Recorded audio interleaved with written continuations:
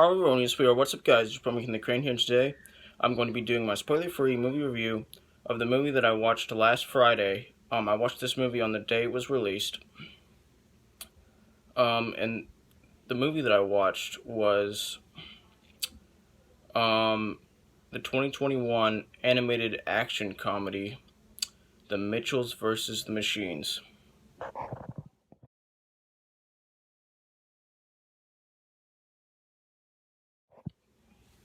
So this movie was made by Sony Pictures Animation. Um, it's also distributed by Netflix. It's on Netflix like right now because of the recent deal that Sony Pictures had with Netflix, which basically said that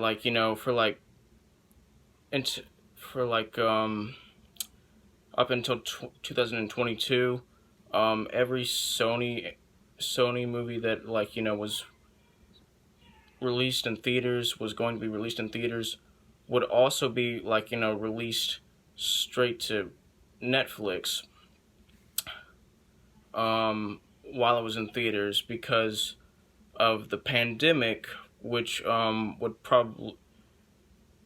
probably make a lot of people not want to go see it in theaters because of the fact that they're scared of getting COVID. So yeah, but Netflix didn't actually make this movie. It just is temporarily distributing it. Just like the most recent SpongeBob movie. Anyway, this movie stars Abby Jacobson as Katie Mitchell,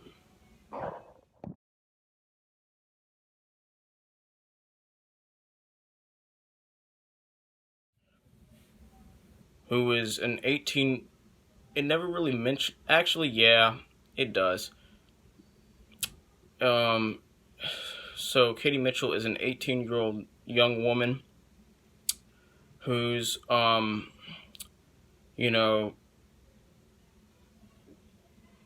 just a very unique person, a very passionate person. She loves, I have this in common with her. She loves all things cinema. She loves watching and making movies and just everything about movies.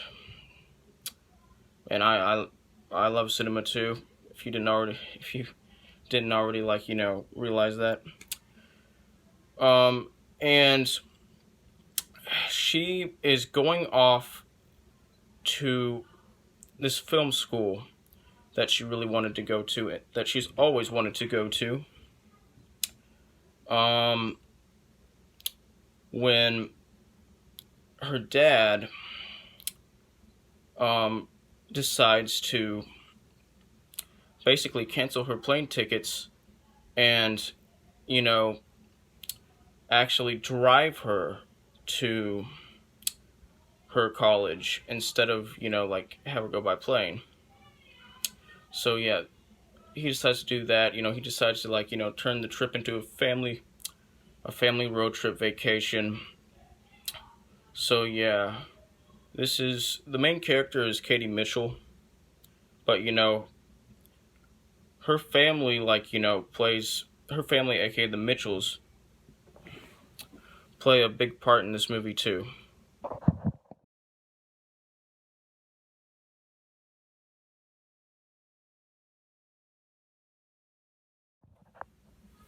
Which is why this movie is called The Mitchells vs. the Machines, because it's got a lot of the Mitchell family in it.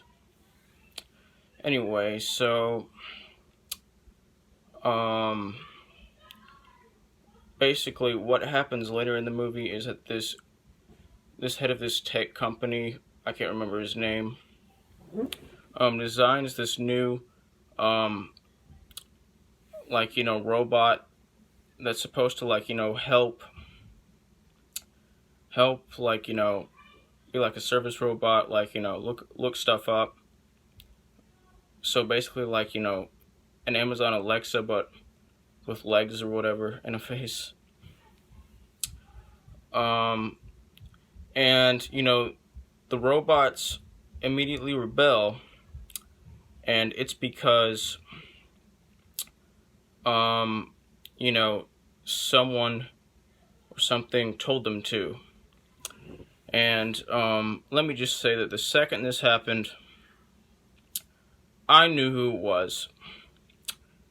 So yes, this movie can be at sometimes a little bit predictable, but that's not a bad thing at all in this case.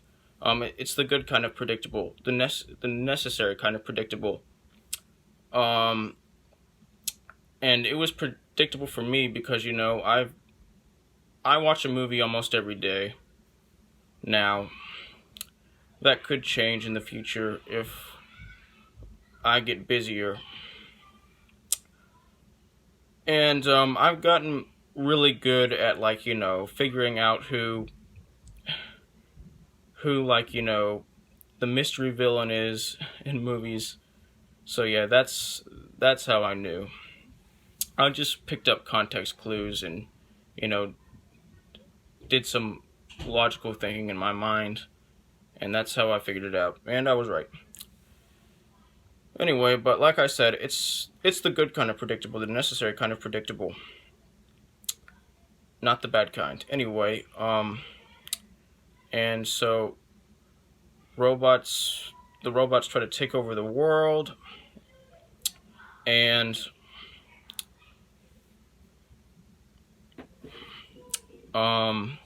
they capture every robot, every human, like in that country at least, in the USA at least, and put them in this little prison thing, except for the Mitchells. So it's up to the Mitchell family to stop them, stop the robots from taking over the world, trying to end humanity. And it's a great movie. It's a really fun movie. When I don't know if I already said this, because I had to pause filming and take a shower, which is why my hair looks different. But when I first saw the trailer for this movie a couple months ago, I was just like, yeah, that looks okay, I'll watch it. But it exceeded my expectations. When I watched it last Friday, on the day it came out, it blew me away. It was great. It's a great movie. Is it a perfect movie? No. Nothing in this movie is perfect. But nothing in this movie is bad. Everything in this movie is great. The humor is great. It's very cleverly written. It's very funny. It's very quirky. And it works. And, this is a very fun movie. The story is fun. Like all the tropes that the family gets into, the Mitchell family gets into, are very fun to watch. The animation is, very fun to look at, and it's very beautiful animation. Especially, the best animation in this movie is, the animation on the robots that they're fighting towards the end of the movie. All the animation in this movie is great, but that was just the best animation in this movie. Just saying that, just putting that out there. And this movie has great character chemistry, especially between Katie Mitchell and her dad. Their chemistry is just the best in the whole movie, and leads to some of the most emotional and touching moments in this movie. But all of the character chemistry in this movie is great. It's just that the chemistry between Katie and her dad is my personal favorite example of character chemistry in this movie. This movie had some great voice acting, great storylines. You know, it had a great story. It's a very unique movie. The animation is very unique, specifically, like, the characters in this movie is like animation. Like the animation for the characters in this movie. Like, it's very strange animation. These characters have a very strange look to them, but it's not a bad look at all. It's strange in a good way. So, they have a very unique look. And this is a very unique movie that can be touching, that can be very touching at times, can be very emotional at times. And it's just a really fun ride of a movie. And I don't know if I mentioned the humor in this movie or not. Okay, I did, but I'm gonna mention it again. The humor is one of the best things about this movie. It's very quirky and clever and relatable, and funny, and just enjoyable. This is a very enjoyable movie.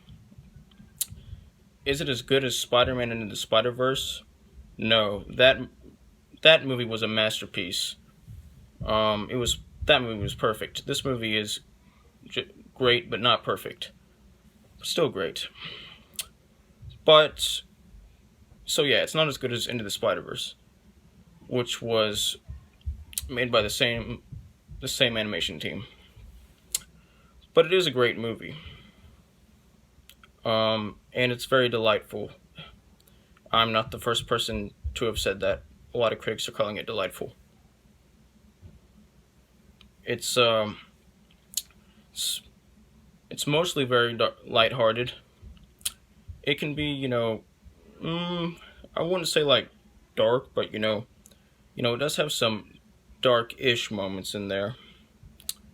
And the family theme in this movie is great, and it works very well, and it adds to a lot of the character development and just touching and emotional moments. And it also adds to this movie's story. The whole family dynamic basically makes this movie's story. If it wasn't for the whole family dynamic, there would be no story. Like, well, actually there could have been, because the family dynamic didn't really have anything to do with the robots, attacking in the first place. But, most of the plot is, built around, like, the family, and that's great. And another great thing about this movie is Mochi, or whatever his name is, the pug.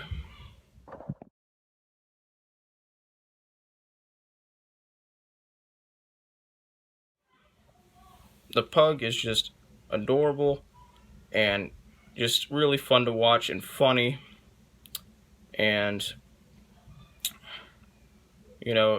it's just makes the movie better. And this whole movie is just great. It's a very delightful movie. It's a very fun movie, and it's a very relatable movie. And it's just a delightful watch and a really fun ride. Anyway, I'm going to give this movie an 86% out of a 100%, which is the equivalent of an A-, like, subscribe, join the notification squad. I will return.